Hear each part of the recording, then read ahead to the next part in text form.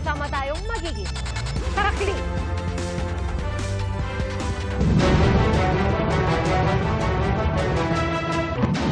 Bago sa saksi, binuksan na ang Strait of Hormuz kasunod ng ipinatutupad na tigil putukan sa Lebanon, ayon po yan sa Foreign Minister ng Iran. Ang kay Foreign Minister Abbas Araghchi, kasabay ng 10 araw na tigil putukan sa pagitan ng Israel at ng grupong Hezbollah, papayagang dumaan ang lahat ng commercial vessels sa mga rutang inanunsyo ng Iranian Ports and Maritime Organization. Tinanggap naman ni US President Donald Trump ang anunsyo at nagpasalamat. Pero tuloy pa rin ang kanilang naval blockade. Bago yan, sinabi ni Trump na muling mag-uusap ang Amerika at Iran sa Islamabad ngayong weekend. At kay Trump, posibleng malapit na magkaroon ng kasunduan matapos umunong pumayag ang Iran na isuko na ang kanilang nuclear weapons. Gayunpaman, sinabi ng Iranian sources sa international news agency na Reuters na may mga bagay pang hindi na pagkakasunduan sa pagitan nila at ng Amerika. Back-to-back po ang good news para sa mga motorista at sa mga gumagamit ng LPG. Epektibo po ngayong araw, may 3 pisong rollback sa kada kilo ng LPG. Sa diesel naman, hanggang 19 na piso kada litro ang nakikitang bawas presyo batay sa 4 na araw na trading. Saksi si Jamie Santos. Batay sa 4 na araw na oil trading sa Mino Flats, Singapore, malakihang rollback ang nakikita ng oil industry source sa susunod na linggo. Posibleng 17 piso kada litro hanggang 19 na piso kada litro ang bawas sa diesel, 2 piso hanggang 3 piso sa gasolina. Mas magandang bumaba para makabiyahe ng dire-diretso po. Hindi pa rin okay kasi 5 piso lang babawas. Sana laki-lakihan naman yung maabot ng 40. Good news din para sa mga gumagamit ng LPG ang 3 pisong kadang kilong rollback epektibo ngayong araw. Kami naman, nag-implement kami ngayong Friday because of the impact doon sa shipping cost and transport cost. Dagdag yan sa 3 pesos per kilo na bawas presyo noong nakaraang linggo nang suspendihin ni Pangulong Bongbong Marcos ang excise tax sa LPG. Sa ilalim ng Executive Order No. 114, 3 buwan munang walang excise tax sa LPG at kerosene bilang tugon sa tumataas na presyo ng langis sa pandaigdigang merkado. Mahal ang bilihin ngayon. Gulay, karne, lahat naman talagang mahal. Lahat tumaas. Kaya almost 1 month na ako dito sa induction. Compare sa LPG, mas mabilis ang LPG kesa dito. Kaya lang mahal. Yung international market price ng LPG, hindi pa po ito hindi pa natin kino-consider yung pagbaba dito dahil this will be announced by Saudi Aramco sa end of the month. So, meron din ho tayo inaasahan na gano'n na pagbaba ng international market price ng LPG. Sa ngayon, nasa pagitan ng 1,433 hanggang 1,535 pesos ang presyo ng 11 kilong tangke, depende sa lokasyon. Mas mahal sa mga lugar na malalayo sa NCR dahil sa mas mataas na gastos sa transportasyon. Nag-anunsyo rin ng DTI na wala munang taas presyo sa mga pangunahing bilihin hanggang sa May 10. Extended yan mula sa dating inanunsyo na April 30. Meaning food prices are stable, there is enough supply, so again, there's no need for them to panic. Kabilang sa mga hindi magtataas ng presyo hanggang May 10 ang ilang piling brand ng gatas, bottled water, sabong panlaba, condiments o pampalasa, Pinoy Tasty at Pinoy Pandesal. Kung wala sa listahan, pwedeng magtaas presyo ng hindi nag-aabiso sa DTI. Ayon sa DTI, hindi maiiwasan na humirit ng taas presyo ang mga manufacturer lalo't nananatiling mataas ang presyo ng petrolyo. Pero patuloy ang pakikipag-usap sa mga manufacturer para mapalawig pa ang panahong hindi magtataas ng presyo. Ako si Jamie Santos, ang inyong saksi. Arestado ang 2 puganteng Hapon na bahagi umano ng mga sindikato na nambibiktima ng mga kapwa nila Hapon. Isa po sa mga sindikato ginagamit umano ng Pilipinas bilang base ng kanilang operasyon. Saksi si June Veneracion.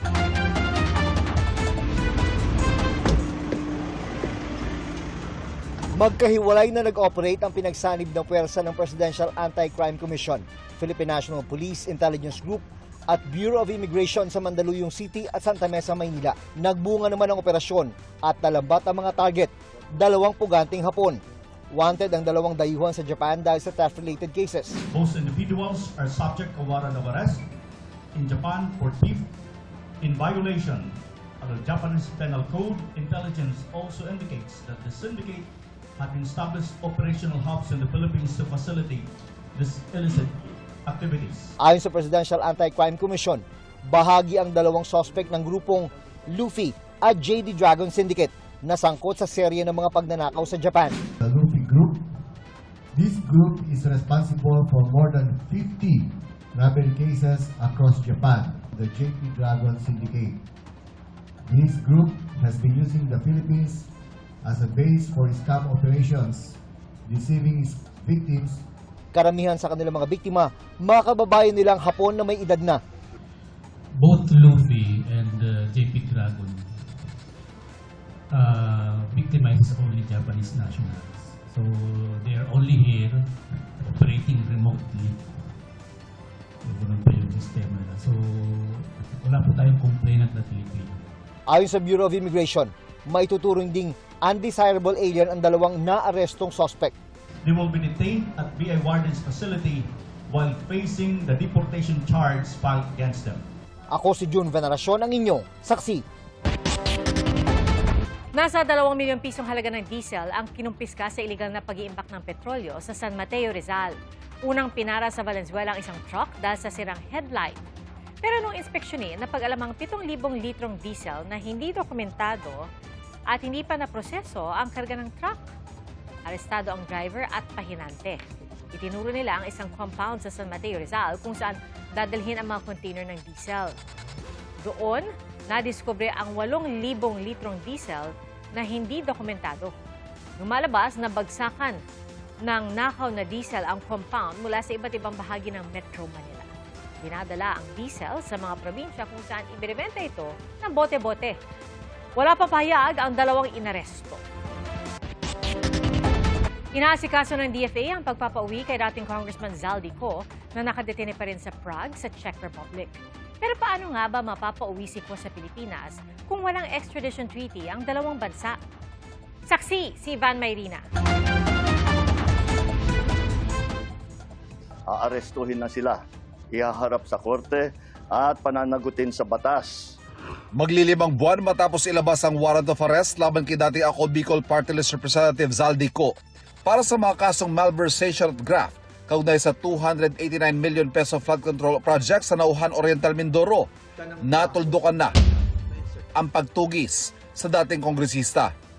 Ay kay Pangulong Bongbong Marcos, naharang si Ko sa border ng Germany na magtangka umanong pumasok mula sa Czech Republic. Dahil sa one visa policy na Schengen visa system, malayang nakakaikot si Ko sa Europe. Ay kay DILG Secretary John Vic Remulla, mula Portugal na mataan daw si Ko sa France. Nakita rin siya sa Italy bago mahal na araw, bago pumasok sa Prague at sumubok na pumasok ng Germany. Umikot siya na walang dalang kahit yung ang suspected namin na Portuguese passport, hindi niya dala. ID lang ang dala niya. He is considered an unwanted alien dahil wala siyang travel papers. Ikinatuwa raw ng Pangulo ang pagkakadakip kay Ko. Managot ang dapat na managot. Kung isang tao po ay may warrant of arrest, fugitive, cancel ang passport, sino po ang hindi matutuwa na ang isang taong fugitive ay maibabalik sa Pilipinas para managot? Wala pang inilalabas sa impormasyon ng Czech Police kaugnay ng paghuli kay Ko. Ang embahada naman ng Pilipinas sa Czech Republic, sinabing mag-uulat sila sa Department of Foreign Affairs kaugnay nito. Bagaman nakadetine na sa Prague, hindi basta-bastang maiuwi sa Pilipinas si Ko. Sa ngayon kasi, walang extradition treaty sa pagitan ng Pilipinas at ang Czech Republic. Pero ayon kay Remulla, inaasikaso na ng DFA ang pagpapauwi kay Ko na posible raw mapauwi sa pamagitan ng deportation. The difficult part was wala siyang red notice pa galing sa Interpol. We had filed our request since November 2025. So we were hoping to be released. It will be released soon. Kung ma-release ngayon, di pwede siyang ma-arrest kagad. Otherwise, he'll be deported lang as a undesirable alien. Ay kay Remulla, posibleng tumagal ang proseso ng hanggang 1 buwan. Deportation din ang nakikitang paraan ng international law expert na si Attorney Rodel Taton. Anya, maaari lang makiusap ang Pilipinas sa gobyerno ng Czech Republic na mapauwi si Ko. I think the Philippines and Czech Republic has a very good diplomatic ties, so I think it could be easier for them to negotiate on this aspect. Ayon naman sa international law PhD holder na si Attorney Melissa Loha, May 3 posibleng senaryo kaugnay ng pagpapauwi kay Ko. Una, kung totoong hinala ng gobyerno na mayroong Portuguese passport si Ko. Sa Portugal at hindi sa Pilipinas mababalikin ng Czech Republic ang mambabatas.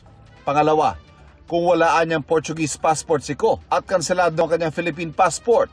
Possible next step would be for the Czech Republic to initiate a return procedure. Now, it's up to the Czech Republic to return him either to Portugal because of his student visa or to the Philippines. Now, the only way is for us to wait and appeal for the Czech Republic to initiate the return procedure to the Philippines. Pero maaarian niyang iapila ni Ko ang deportation. 15 days to do that. And it's very convenient for people like that kasi online lang yung pag-appeal. Pinakamahirap niyang pangatlong senaryo kung saan mag-a-apply o kung may aplikasyon na si Ko para sa asylum. In that event, mahirapan tayo kasi maraming protections accorded to asylum seekers. Kung mangyari man yan, pwede pa rin mapauwi si Ko, ayon kay Taton. It's a matter of proving that this is not a case of persecution as against him, but a matter of prosecution. Ako si Ivan Merina, ang inyong saksi. Iimbitahan ng Senate Blue Ribbon Committee si dating Congressman Zaldi Co sa oras na mapauwi siya sa Pilipinas. Ayon po yan kay Committee Chairman Senator Ping Lacson. Inaantabayanan ang kanyang pag-uwi para harapin ang mga alegasyon ng kickback sa mga proyekto kontra baha, gayon din ang umano'y last-minute insertions sa budget. Saksi si Jonathan Andal. Dating chairman ng makapangyarihang House Committee on Appropriations na bumuo ng national budget hanggang sa nagtago at nagpalipat-lipat ng bansa bilang pugante. Sa Czech Republic nagtapos ang paghahanap kay dating Ako Bicol Party List Representative Zaldi Co. Naging mitya ng mga kaso laban kay Ko ang pagkakaugnay niya sa SunWest Incorporated, isa sa top 15 contractors na tinukoy ni Pangulong Bongbong Marcos na naka-corner umano ng mga flood control project. SunWest ang kontratista ng umano'y substandard na 289 million peso road dike project sa Nauhan Oriental, Mindoro. Naging basihan ito para kasuhan si Ko at 15 iba pa ng graft at malversation of public funds. Sa mga pagdinig ng Senado at Kamara, inakusahan si Ko ng pagtanggap umano ng kickback mula sa flood control projects. Ang kontratistang si Curly Discaya, tumistigong karamihan ng DPWH official na kausap nila, pinangalanan si Ko bilang tumatanggap ng porsyento. Lagi ring binabanggit sa lahat ng project sa kanya ay papondo ni Speaker at ni Zaldi Co. Mataas ang hinihingi sa project, dagdag pa niya, hindi naman lahat ng pera ay para sa kanya, kundi para kay Speaker at kay Zaldi Co. Nilinaw ni Discaya kalaunan na wala siyang direktang transaksyon kina Ko at nooy House Speaker Martin Romualdez. Parehong itinanggi ni Ko at Romualdez ang mga aligasyon ng kickback. Sa puntong ito, wala na si Ko sa Pilipinas. Noong SONA pa ni Pangulong Bongbong Marcos nitong July 28, 2025, hindi na siya pumapasok sa Kongreso. Napaulat na nagtungo siya sa Amerika para magpagamot hanggang sa lumipat umano siya sa Singapore noong Setyembre. Binawi ni House Speaker Boji D ang kanyang travel clearance noong September 18. Matapos ang isang linggo, napaulat na nasa Spain si Ko. Nagbitiw siya bilang kongresista noong September 29, ang deadline ni D para umuwi si Ko sa Pilipinas. November 2025, naglabas si Ko ng mga video na naglalaman ng mga alegasyon laban kay Pangulong Marcos, Romualdez at mga opisyal ng ehekutibo. Gate ni Ko, iniutos umano ng Pangulo ang 100 billion pesos na halaga ng insertions sa 2025 budget. Ang sabi niya, katatapos lang ng meeting nila ni Pangulo at may instructions na mag-insert o magpasok ng 100 billion worth of projects sa BICAM. Ang sabi pa raw ni Romualdez kay Ko, sinabi niya sa akin, what the President wants, he gets. Dagdag ni Ko, babalik sana siya sa bansa pagkatapos ng SONA pero sinabihan umano siya ni Romualdez na huwag uuwi. Naghatid din umano siya at ang kanyang staff ng male-maletang pera para umano kina Romualdez at Pangulong Marcos. Itinanggi ng palasyo ang mga aligasyon ni Ko. Sabi ni Romualdez, malinis ang kanyang konsensya. Ang issue naman ng umano'y last-minute insertions at realignment sa 2025 budget ang isa sa basihan ng ethics complaint laban kay Ko. Noong tinatalakay ang budget, inakusahan ni Vice President Sara Duterte si Ko at Romualdez ng umano'y pagmamanipula rito. Kasunod ito ng mga hakbang para tanggalan noon ng confidential funds ang Office of the Vice President. Ang budget ng Pilipinas ay hawak lang ng dalawang tao.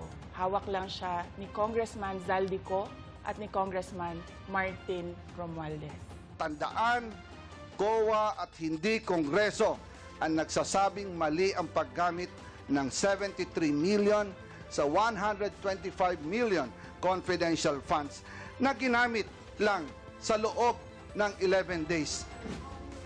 Sa gitna ng mga question sa 2025 budget, vinito o inalis ng Pangulo ang mahigit 168 billion pesos na unprogrammed appropriations at mahigit 26 billion pesos na proyekto ng DPWH. Ngayong natuntun na si Ko, inaantabayanan kung kailan siya maibabalik sa Pilipinas at oras na makauwi, iimbitahan daw siya sa pagdinig ng Senate Blue Ribbon Committee. Mas maganda sa tingin ko na magkasabay na sa pagdinig yung mga ex-soldiers na sinasabing nag-deliver ng mali-maleta na 805 billion sa si Saldico. And kung posible, pati si Orly Gopesa kasi connected kay Saldico yung testimonya ng mga ex-soldiers at saka nitong para magkaalaman na kung ano talaga yung totoo. Ang isa sa mga naging chairman ng House Infrastructure Committee na nagsagawa ng investigasyon sa flood control projects, ipauubaya na sa ombudsman ang investigasyon para maiwasan ang aniyay conflict of interest sa dati nilang kasamahan sa Kongreso. Even if we resume, kumbaga halimbawa, kahit sabihin halimbawa natin na hindi, walang takipan dito na we will be fair and that we will be objective. Lagi-lagi hong may magsasabi na hindi yan totoo. Dahil magkakasama kayo dyan. Si House Speaker D tinawag ang pag-aresto kay Ko na mahalagang hakbang tungo sa hustisya. Nanawagan naman si Navotas Representative Toby Tiangco na naghain ng ethics complaint laban kay Ko na magpadala ang Pilipinas ng high-level team sa Czech Republic para mabilis ang pagpapauwi sa kanya. Dapat daw tumulong si Ko na maibalik ang mga umano'y ninakaw na yaman. Ako si Jonathan Andal, ang inyong saksi. Walang naisalbang gamit ang karamihan sa mga nasunugang residente sa Barangay Bagong Ilog sa Pasig City. At bukod po sa mga bahay, nasunog din ang ilang nakaparadang sasakyan. Saksi si Mark Salazar. Naglalagablab na apoy ang lumamon sa mga bahay sa isang residential compound sa Barangay Bagong Ilog, Pasig City bago magtanghali kanina. Parang every seconds lumalaki po siya eh. Sobrang laki po ng apoy. Ang bilis ng apoy dahil malakas ang hangin, mainit, tapos light material. 11:49 ng umaga, idineklarang nasa first alarm ang sunog. Wala pang 10 minuto, itinaas ito sa second alarm. Doon po sa tabing ilog eh. Basta nagulat na lang ako, nagsigawan ng mga tao na sabi, mga bata, ilabas-labas na yung mga bata, ganon, kasi may sunog. Eh di ginawa ko, mga apo ko, pinalabas ko na lang din, tapos sumunod na lang ako. Nung una, nagbabayan na yan pa yung mga tao eh. Nagtitimba-timba pa sila, eh siguro hindi na nila kinaya. Total, malaki na talaga yung... Bit-bit ang kanilang mga timba, tumulong at nagbayanihan na rin ang mga residente para umagapay sa mga rumiresponding bumbero sa pag-apula sa apoy. Tulong! Kailangan daw ng timba-timba na tubig! Karamihan sa mga nasunugan, walang naisalbang mga kasangkapan. Marami pong nawalan na alam ko pong ibabalik po ni Lord dyan. Pray lang po tayo. Walang malubhang nasaktan sa sunog, maliban sa isang minor injury at ilang kaso ng pagkahilo. Sa tabi ng nasunog na residential compound, nadamay ang isang parking area kung saan nasunog ang ilang sasakyan, kasama ang kay Gian. Nung nagkaroon ng sunog, 8 ko na lang din po kasi nalaman, sa kabilang kanto pa po ako galing. Tumakbo na lang ako, bahala na kung ano mangyari, kung may sasalba pa o hindi na. Pagpasok ko kasi malakas na yung apoy. Tapos nakita ko yung likod ng sasakyan, may apoy na rin po, hindi na ako lumapit. Insured naman ang SUV ni Gian, pero ang nasunog na kotse ni Robert ay hindi. Hanap buhay pa man din ni Robert ang kotse na naka-enroll sa TNVS. Galing ako ng Quezon City Circle, pumila ako ng 5 oras para makuha ng fuel subsidy. Tapos pauwi na ako, tinawagan ng pamangkin ko, yun nga, may sunog, tinatanong kung nasan yung kotse ko. Yun, damay na pala yung kotse ko sa sunog. Hindi pa maisip ni Robert kung paano babangon. Naano na lang din ako sa mga nasunugan, mas sila apektado, kawawa, nawala sila ng bahay. Oo, pero medyo sila, kawawa, naawa din ako sa nila. Bago mag-alas 3 ng hapon, idineklarang fire out ang sunog. Inaalam pa rin ang kabuuang halaga ng pinsala sa ari-arian. Ako si Mark Salazar, ang inyong saksi. Inaalam na po ng Department of Energy ang sanhi ng aberya sa mga power plant na naging dahilan kung kaya't nagdeklara ng yellow alert sa Luzon. Kahapon po yun. Tiniyak naman ang kagawaran na sapat ang supply ng kuryente para sa tag-init. Saksi, si Maki Pulido. Isa sa pinangangambahan ng senior citizen na si Lydia ngayong tag-init ang mawalan ng kuryente. Lalo na pagka may mga high blood, yung ganyan. Parang hindi ka makatulog pagka walang electric fan, man lang. Hindi pa naman nagkakamalawakang brownout sa ngayon. Kahapon, meron lang idineklarang yellow alert sa Luzon ang National Grid Corporation of the Philippines o NGCP alas 4 ng hapon. Pero sa ganyang alerto, sapat pa naman ang kuryente pero manipis o kulang na ang reserba. Sa kaso kahapon, nag-trip kasi ang EERI at Ilihan power plants. Kaya ang supply ng kuryente halos pumantay sa demand o kailangan ng Luzon.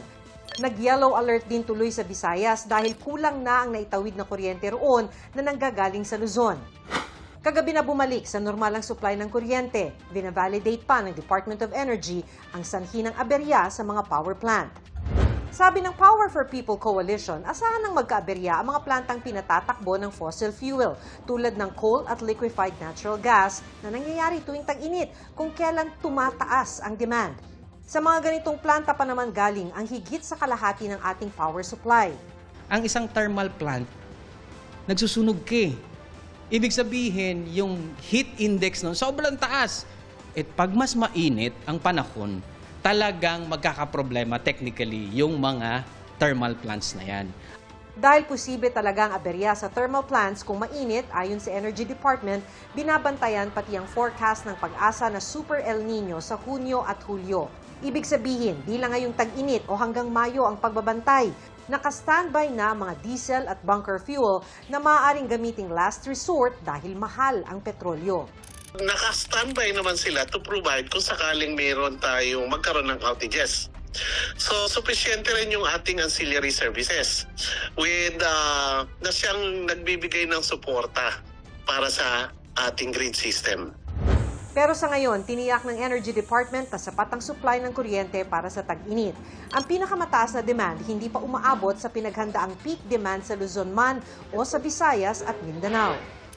Malayo pa o malaki pa yung palugid natin bago natin marating yung forecasted peak demands natin for 2026.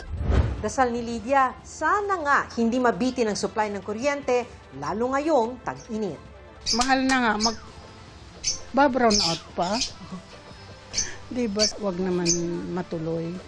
Mahirap. Lalo na ngayong sobrang init.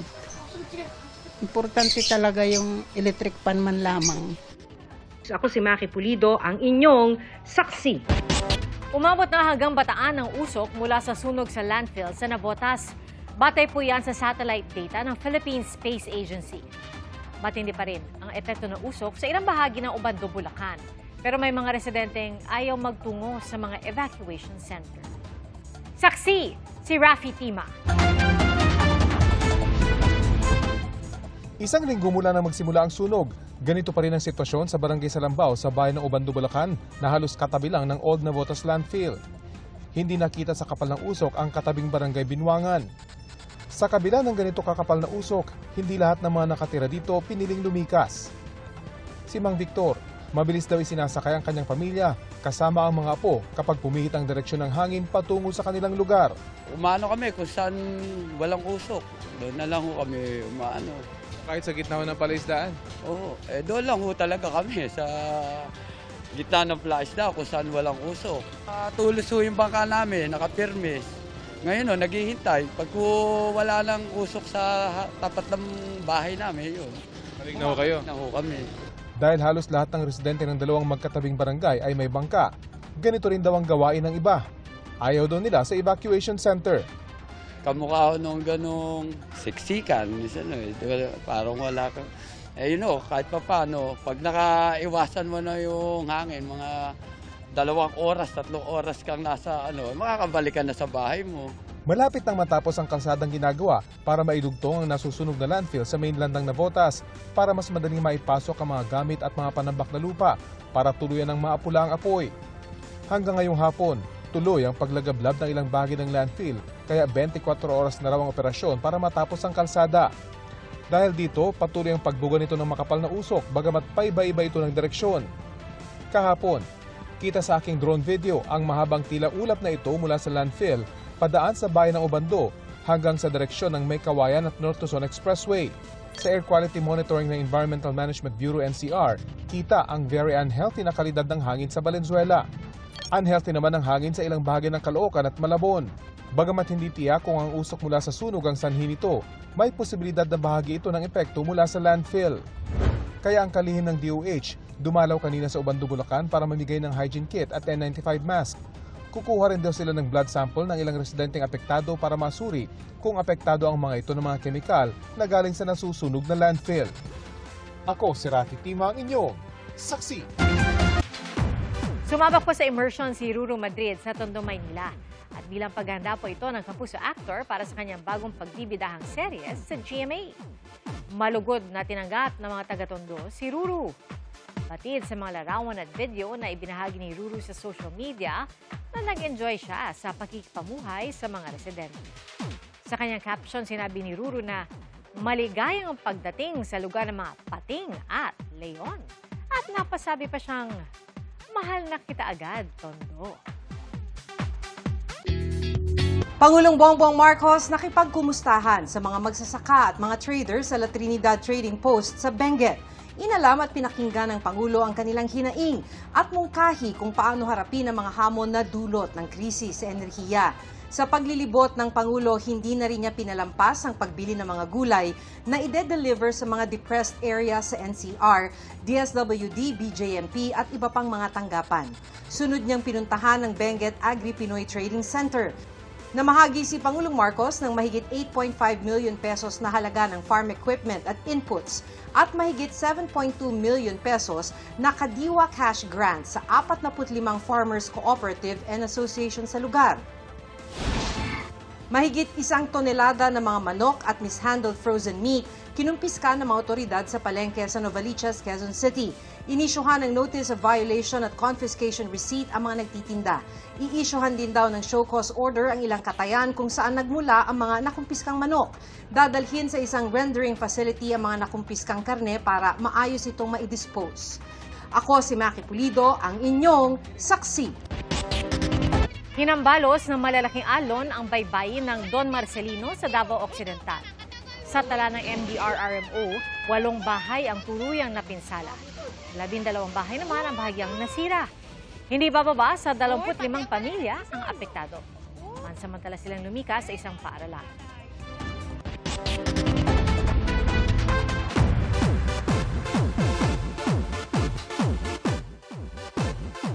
Tatlong proyekto ang dapat abangan ng fans kay Jillian Ward. Hindi po diretsang inamin ni Jillian kung ano-ano ang mga ito, pero nagbigay siya ng ilang clue. Ang isang proyekto, hindi pa raw niya nasusubukan. Habang tinanggap naman niya ang pangalawang proyekto para raw maging matapang. At ang pangatlong project naman ay tungkol sa kanyang pagpa-perform.